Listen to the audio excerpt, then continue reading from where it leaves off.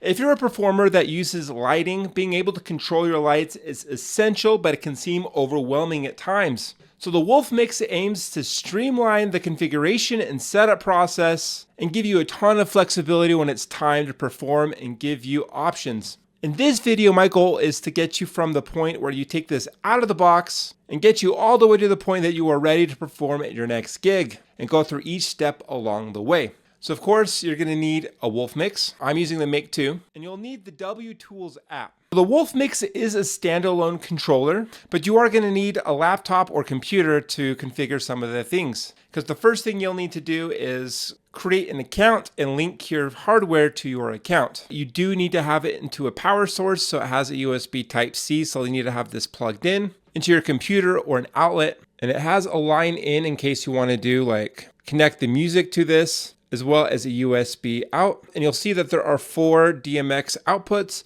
because the Wolfmix can control up to 4 universes, although I find that many DJs find 1 universe to be plenty. And right out of the box, you get 2 universes for free. And if you want universe 3 and 4, you have to pay $99 for each one. And there also is a 3D visualizer available, and that also is an additional $99. And I highly recommend doing it. I know you feel like you've already paid a ton of money for the hardware, and it feels a little bit like nickel and diming when you have to pay a little bit extra for all these features, but the visualizer I think is definitely worth it. And I'm going to be using it in today's demo. And unfortunately for me as a content creator, you have to do all your configuration on this little screen with these knobs. And so I'm not going to be able to do a screen share showing all of this process. So the first step is that you need to create a project. So I do have something called the Wolfmix shortcut, similar to my SoundSwitch shortcut. So basically it's just a template preset project that you can just load, and it takes 90% of the work away so that you can just save time and get to that performing time even quicker. If you're interested in learning more, I'll have a link in the description below.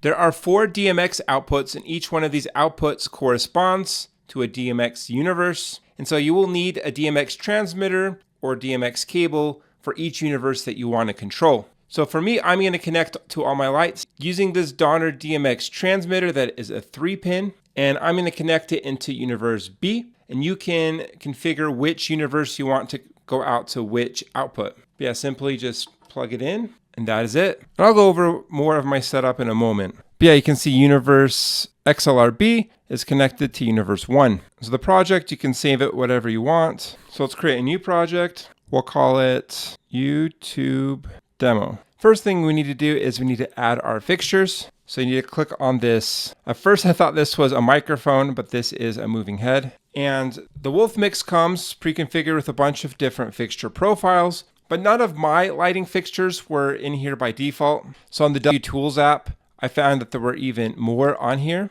And you can download or create your own profiles and even tweak them a bit. But luckily, all of my lighting fixtures I was able to find on the computer, and I moved them over. Everything in orange means that it's already over here. So you just click on the arrow and it sends it over. And so I'm going to add my fixtures, and you can search through them with this knob, and they might be under generic or varied. All of my both lighting ones are under varied. So I want 4 of them. So I press. I want 6 channel mode, but for now I'm just going to put them into group A, so I can push on the touchscreen or this lit up pad that corresponds with that. And then here are the DMX addresses that it's just automatically adding.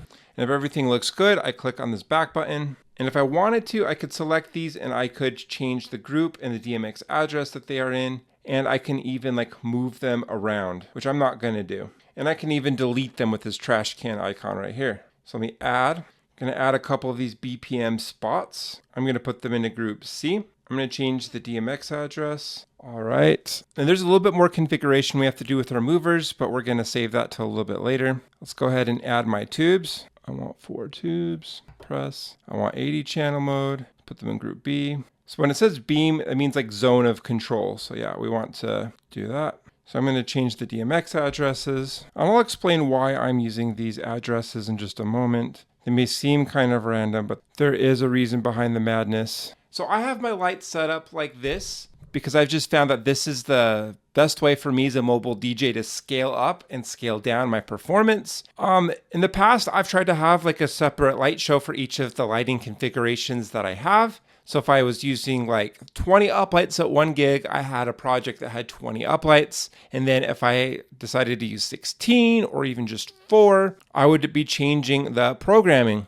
And then that was kind of hard to maintain. And then sometimes I would not want to adjust the programming, so I would adjust the hardware and change the DMX addresses. And whatever the case, I have just found this to be the most flexible option. So I have 4 unique addresses for my uplights, 4 unique addresses for my tubes, and 2 unique addresses for my movers. So I'm not having to adjust my programming or mess with the hardware settings at my gigs. It just makes it super simple. And especially as a multi-op DJ company where I have other people working for me, I can just give them the hardware and they're not having to mess around with the settings. They just flip it on, load the project, and it will work. Whether they're using 4 tubes, 8 tubes, 6 tubes even, it doesn't matter. So I have an entire video on patching. I'll leave that down below to kind of talk about that more. You are welcome to add more lights if you want, but this is just how I do it. And Wolfmix makes it relatively easy to scale up and down the number of fixtures that you use. But yeah, whatever the case, so we've added our fixtures, we are ready to go. So for this next part, I'm going to launch EasyView Connect. This is the 3D visualizer. All right, it is connected. Here are all my lights. So here's my 4 tubes, my 2 movers, and my 4 pars. And just having a visualizer instead of having to connect your lights every single time is just really nice. And so what's cool too is that each group has its own dimmer. I can turn off the uplights, I can turn off the tubes, or adjust their brightness if they're too bright. And it's all separate and it's really easy with these knobs. And it also has like a hold and release functionality. So if I push this, it kind of simulates a strobe. So when I press it, that particular group is blacked out. Wolfmix has 3 main effects engines. So there's the color effects, the move effects, and the beam effects. And you can apply these color engines to any number of your groups or not apply it. So right now, none of the engines are being applied. So go through each one.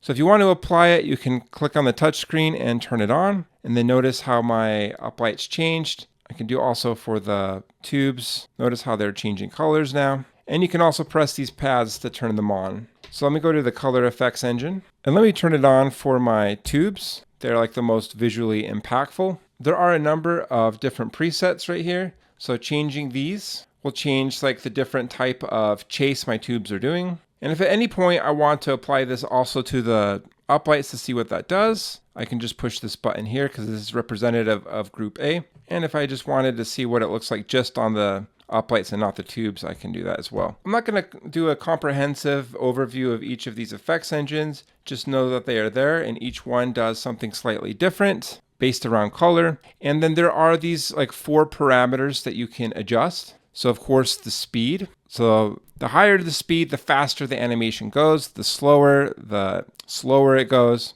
And you can do a fixed speed, which can be nice, but you can also do a variable speed. So it can do like different bars of music. The greater the number, the slower the effect goes. So this entire chase will take 4 bars to complete with this setting. And then the obverse, it takes a single beat to go through the entire chase. We'll put it back at 1. And then you can also have it be sound reactive with that input. And so it will not advance the chase until it receives the next audio input. We'll just stick it back here at this type of speed. And so there's phase. This will adjust the chase. Notice that like the chase is going up and down the pixel bars, and when I increase the phase, it kind of goes at different intervals. It changes the style of the effect, which is cool. And then there's order. And so it can be like, I can't quite see. So it can be left to right, right to left, outward and inward. And there's this size, which doesn't really apply to this. So let's do a different chase preset.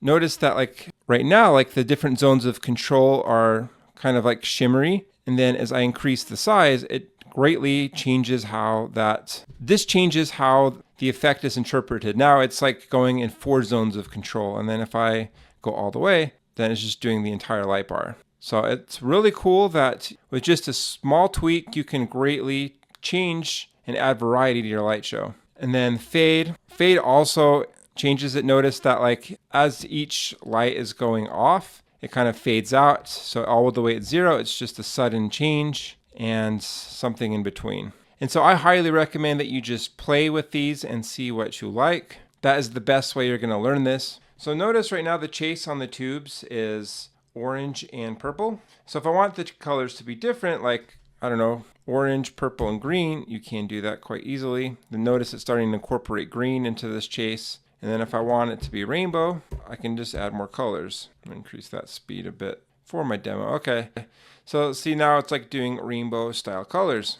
So all these colors are editable, so you can go shift and click on the color, and then you have this color picker. And you can even adjust the white and the amber values and UV values if your fixture has it. And these are some preset colors. And just note that if you change these colors, it'll apply globally across all of your colors. So if you have any other presets, which we'll go over in a moment, using this color, then that will affect that as well. So they only really have 16 colors to choose from, unless you use like a static color or a live edit, which we'll go over in just a moment. So let's say we want a chase to do red, white, and blue. We're feeling patriotic. And notice how there's some purples in there. That's because of the fade. It's trying to blend blue and red. Now if you do it like this, now it's no longer blending. Okay, that looks a little bit better. Okay, let's change the phase so we can see each of the colors at any given time. Okay, there we go. Pretty cool. Let me just apply it to my pars real quick. If I apply the color effects just to the pars, that is a pretty cool chase. So it's red, white, and blue. And that is a good speed, and I like that. But if I also apply it to my tubes, let me bring up the intensity, it completely changes it. Because what happens is that the effects engine doesn't apply separately to different groups. It applies to all of the fixtures. So when there's only 4 fixtures, this is how the effects engine interprets it. But when we add these tubes, each tube counts as 16 controllable zones. So that's 48 plus 4. And this is just how it interprets it with pars. So you can't apply the effects engine separately at the same time to different groups. It'll apply to all of the groups. I'm going to go over this. So I'm going to go back home. So that was color effects. I'm going to turn it off. Let's go to beam effects. So beam effects is intensity, the light being on and off and everything in between. So let's apply it to our tubes because they're the most visually impactful. So yeah, very similar. You have a speed. So it's very similar to the color effects. So there's a bunch of different styles. I'm not going to go through each one, but just know that they're there. The heartbeat one is kind of cool. It's like a pulse. So these ones, like, encourage you to like do some manual input. So it correlates with like each of the tubes, and you can like press them and turn that on. And so the same thing with 2 and 3, they are similar. And you can even adjust this beam effect sequencer. Let's just go back to this one to go over the various effects you can do. Let me tone that down to like, there we go. I like that. So so notice that, so if I put it at 0, the lights will go all at the same time. And if I adjust the phase, it will offset them doing this pattern up and down the pixel tube. In the order, same thing as the color, left to right, right to left. Notice that the tubes on the left, the pattern is going up while the ones on the right are going down, and then it reverses it. And so the size will change like how big this pattern is. And then the fade also will adjust the look of this pattern. The purple pixels going up and down the tube aren't connected. And then when the fade is up, they are a little bit. And notice, so when you press down, the default feature is the dimmer, but you can adjust other features. So like effects, the tilt, the pan, the iris, the zoom, but let's just keep it at dimmer. Okay, and again, if you want to apply these effects to all of your groups of lights, you can do that. And you can do that quite easily on the fly. Okay, now it is time for the move effects. And we have to do a little bit of configuration. Notice that our 2 movers are kind of pointed in weird directions. And just note that this 3D visualizer is pretty easy to configure. And if you do get the Wolfmix shortcut, I will include the project file that I have here. I did need to download a profile for my tubes. It was not here by default, but there are really great instructions. And if you have any questions over most topics, there's a mini guide, and these are very intuitive and very easy to follow. And I highly recommend that you check this out as a great resource. But now we need to limit the moving head area. So let's go back to our fixture editor. Let's select our spots. Let's go here. So most mobile DJs, they want their lights to be pointing out in front of them and not behind them on the DJ booth or too far to the side or the ceiling or direct floor. And they're usually put on top of a totem. And even a lot of lighting fixtures targeted towards DJs have like a totem mode. And if you have that on your lighting fixture, turn that off. We're using DMX. It will just muddy the waters and make things even more confusing if you have that on while trying to use your Wolfmix. But basically, what I found to get my lighting fixtures to just point forward, and I don't like it to be straight up at the ceiling. I like it to be like up-ish, but towards the dance floor, not directly up at the ceiling. And if you don't do this, the effects engine may look a little weird. And so now notice my movers are pointing forward. You don't have to do it exactly this way, but I just found this to be good. Notice the movers are moving forward. Now let's look at the effects engine and let's make sure it's being applied. And so just like before, there are various styles of effects, and let's increase the speed a bit. So up and down, left to right, circular,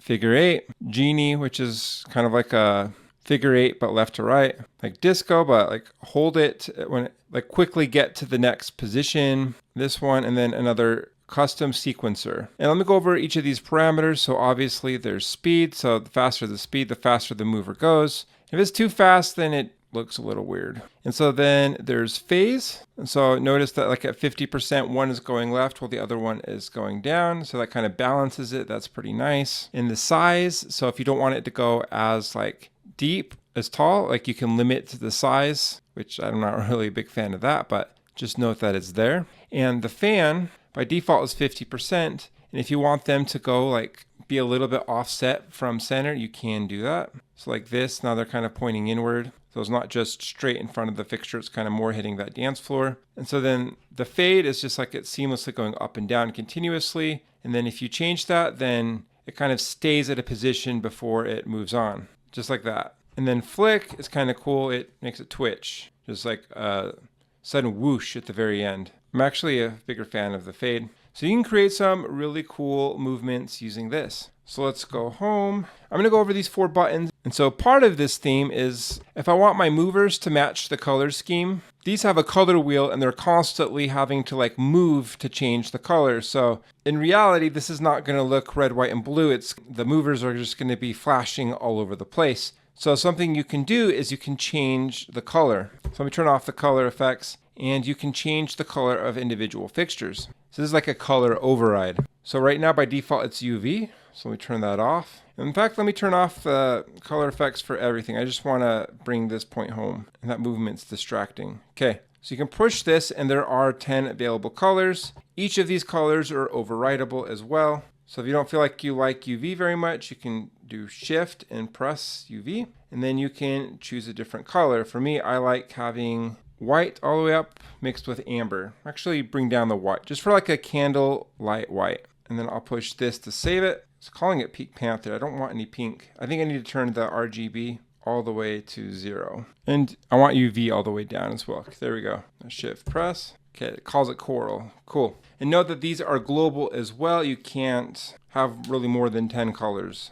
Okay, so for red, white, and blue, so you can choose like red, or actually, let's start with the tubes. So you can have them be red. You could have the uplights be blue and your movers be white. So that is a theme of red, white, and blue. And you could go home and turn on the beam effects, and I guess move effects. And there we go. Now we have each of the colors in our color scheme, and we're not using the color effects engine at all. And something cool too is that you can apply multiple colors. So if you scroll any of these, you'll start seeing that there's like flash, alternating. And so with these different ones, then you can, if I choose white and blue, then it starts alternating the uplights. And then when I add red, then it adds all the colors. So you can potentially add all 10 colors, and we'll try to interpret that. And then there's also different settings, and we'll interpret it differently. And then when you go back home, if you can still apply the color effects engine, and that will override these colors. But then when you go back, that is the default. So for like our movers, we might just want them to be white. And then the tubes really can like show you like what this color can do.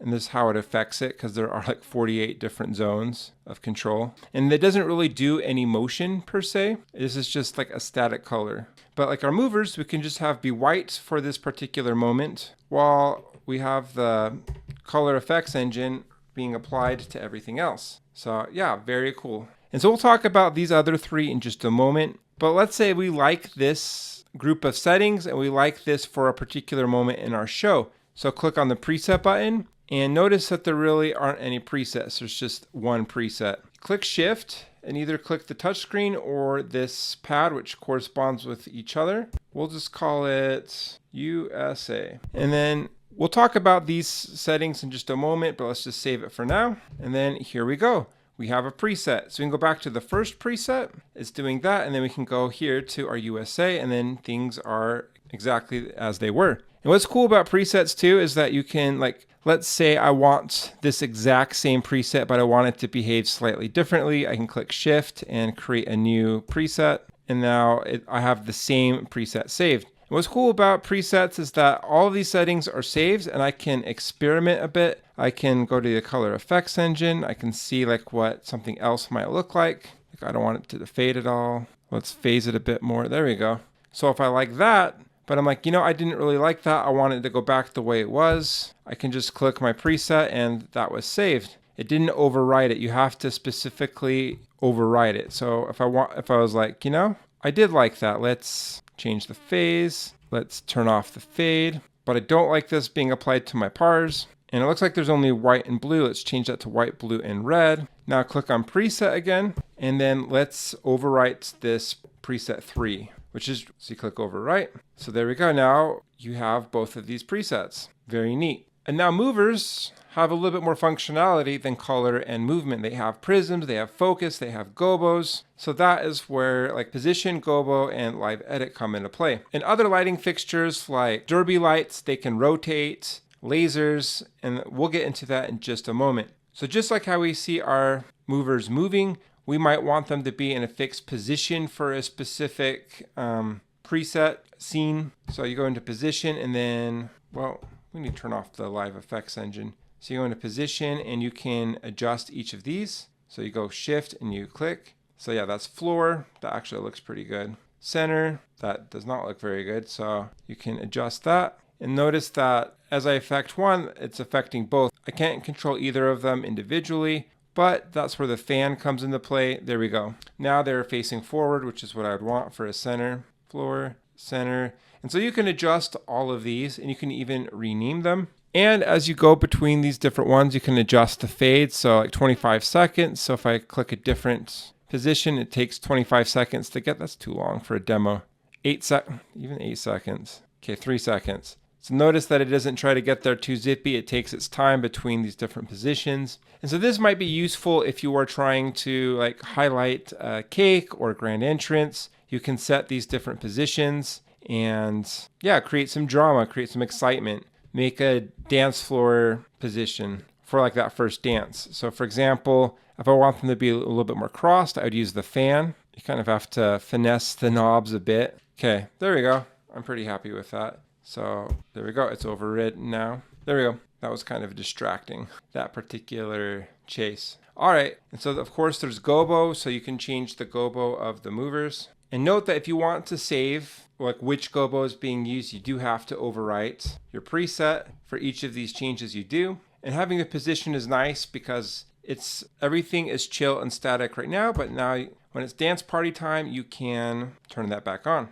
So live edit is a little bit more tricky, but these are like different buttons. I'm gonna go to my Wolfmix shortcut because this is a project to demo. So yeah, live edit are a little bit more low level. So you have to know your lighting fixture and know like what DMX channel correlates with the functionality you want. Like for example, here, let me do a position and let me dim everything but the movers right now. I don't want the color on. Live edit. So for example, if I want the prism, I have this on and I can adjust the prism edit. The ring light around my movers can do different patterns, like as a red, white, and blue one. I created a live edit to just do that, as well as a rainbow one. And so these do overlap, and you do get 2 pages of these. So shift, if you want to edit it, so you go into here, you can select which lights you want to be edited, and then you can go through each of the DMX attributes and adjust them. So I don't recommend like changing the pan and the tilt and things that the Wolfmix engine knows how to do. I would just do features that aren't included, like prism or like see all these other. That's like some of the functionality I like using with my lights that aren't available with this. So I have to program it explicitly in there. Want to apply a live edit to a particular preset? That is where you need to like overwrite your preset. So you shift and push that. I'm not going to do that. And so before I go over some of the really cool functionality over here. Let me just talk about my performance style. So as a DJ, someone primarily, my main responsibility is the music, and an MC, making the announcements and making sure the flow of the event is going as planned. I'm not wanting to push too many buttons during my performance. I like my lights to be mostly autonomous and maybe push a few buttons during the drop to add a little bit of extra excitement. And you can do that workflow quite nicely with the Wolfmix. And so basically you need to create a bunch of presets. And so this is part of my Wolfmix shortcut. And each of these presets do something slightly different. They each have like a different color theme and a different style and energy. The movers are doing something different. You can have up to 5 pages of presets, and each page can have up to 20. And so while you're performing, you can choose like how you want all of these different presets to be played. So right now it's on pause mode, which basically is just going to repeat this preset forever until I press a different one. And then if I change it to play, it's going to start playing some of these presets. You can change like how this preset is played within a page. So you click shift, you go to your preset, and you can obviously rename it if you want. And you can even change like the color. So you can color code like things like blue. Blue is chill, red is energetic, or just have it be the default. And you can choose for like how long you want that preset to be played. So you can have it played 1 beat, 2 beat, 4 beat, 8 beat, 16, all the way up to 1024 if you're just not wanting your lights to be changing so much. For me, I like 8 beats because I think that keeps the energy high and doesn't make the light show stay too stale. You can also have a few presets in there, like this one I have. Shift play. I only have it for 1. It's a little bit more flashy, so I just don't want it to be on this moment for too long. So for example, here it goes. It's playing this color snake one, and then it goes to the quick slide for only a beat, and then it goes to the next one. So it's just kind of like a transition preset. And so you can choose to only play presets from a certain page, so it won't go to all the other pages I programmed. You can do just like a single column, so you can have different columns be different themes, or like be for the verse or the chorus or the drop, and it will only stay within that. Or you can even have like themed columns. You can have it just do rows, or you can just have it be random, which is what I like, just to keep the audience guessing so the lighting doesn't become too predictable. You can also control like how it fades one into the other. And then I mentioned that I like to have my lights like mostly autonomous, which we're doing, but I want to have a little bit of live edit effect. So you can do that with these buttons. So the ADJ button right here, or for the Wolfmix button in other markets, it just adds like some white craziness. It just adds a little bit of chaos to the mix. And you can adjust like how this is done. So it can be a flash. So flash means that as soon as you take your finger off, it stops the effect. You can have it be toggle so that it's just going to continue playing this effect until you push it again. You could have it be a 1 second timer, so you just push it, it does this for a second, then it goes back. And so it gives you a lot of flexibility, and all of these effects are like that. So there's the strobe.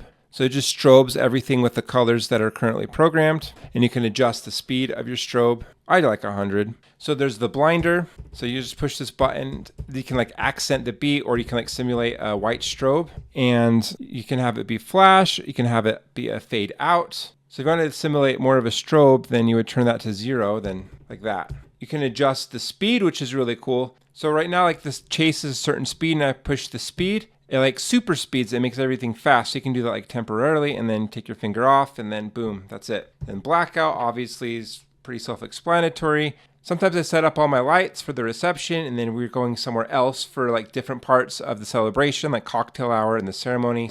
But I just black it out to conserve that battery a bit. Connect your haze machine or your fog machine with this, and I won't go too much into that. And then of course, if you're using some of these chases with like listening to the BPM, you can do the BPM tap right here. So there's one other scenario I want to go over, and that is I like to have a few moods for like formalities for those slow dances. I like to have my lights not have a ton of motion. I kind of want them to just be chill and stationary, to not be too distracting, but look elegant and formal. And so there's a few different ways to do that. You could create a live edit and just call it like stationary or like cocktail hour, and just have everything be like very stationary, which is one way to do it, but it's kind of painful to manually manipulate all of those DMX values. You could create an entire page or a column of some of these presets where everything is just super stationary and not doing much. But I found one way to do it, to take like one of these presets here, like for example, white rain.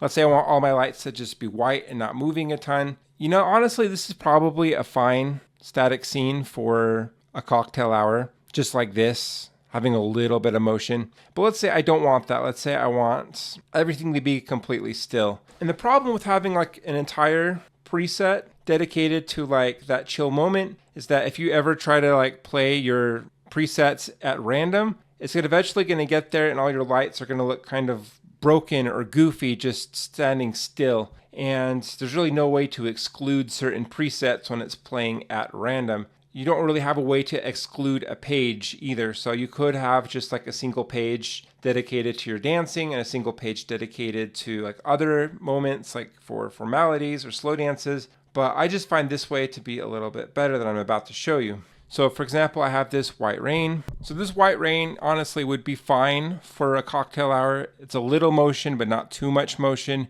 But let's say I just want everything to be still. So I have to verify that I have like the color I want selected in color, which I have here. And so remember, when you change these values, if you don't overwrite the preset, it's going to default back to here. So if I just turn everything off, let me turn off the move effects and let me just choose a position like floor, or actually, sometimes I like to do that because the kids will like to dance on it, or just point it at the ceiling. It's elegant. And then there you go. So it took me about like 2 seconds to configure my lights for cocktail hour. And then as soon as I need to go to like the dance party, I can just push any other button. And then when my random preset selector gets back to this white rain, it's not going to remember all those overrides I did. Well, actually, it's remembering the position. I have to unset that. When it gets back to white rain, then everything is working as normal. So this is just probably the best workflow I'd recommend on the Wolfmix. But yeah, well, I know that's a bit like drinking from a fire hose. That covered a lot of ground. With that information, you should be ready to perform at your next gig, and you're able to take control of your lights and be intentional and have them do what you want them to do. So I shared some of the tips for me that I like for my performance, but you are free to do things differently, obviously. And feel free to like rewatch this video, go back to different parts. In the description below, I'll like add chapters. Again, check out like the official documentation from Wolfmix. It is quite good and easy to follow. And while the Wolfmix, like setting this all up is pretty streamlined, if you are just short on time and you're looking for like a shortcut, well, I'll have the Wolfmix shortcut information down below. And all of the lighting fixtures used in this demo, if you're interested in those, I'll link those down below as well. So if you have any questions, comments, or concerns, leave them down below. Please smash like and subscribe, and I'll see you in the next video.